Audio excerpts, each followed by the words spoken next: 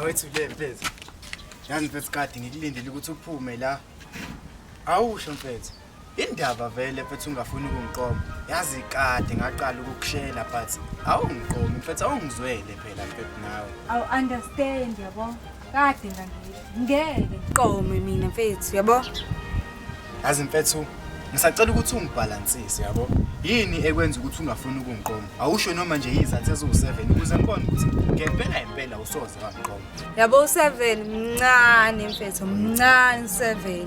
Wena nje okokuqala mfethu uyaphapha mfethu uyaphapha. Ngizwani mina nomfana ophaphayo. Wena nomsindo mfethu angizwani naye. And mfethu slow engitshela ukuthi wena ustintshe ayingitshele iex yakho ukuthi wena ustintshe. And awukho romantic mfethu ayingeke uyashayana ke nje. And awungichazi indlela egqoka ngayo nje mfethu asiyeke.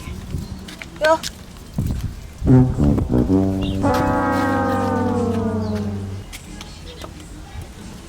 Awukusho mfethu.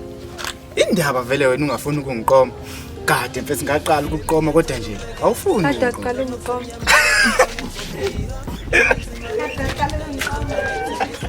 Kade ngaqala ukukushela mfethu lo ngitshela into eyodwa but wena awufuni ukungiqoma. Awukungiqome phela nawe mfethu.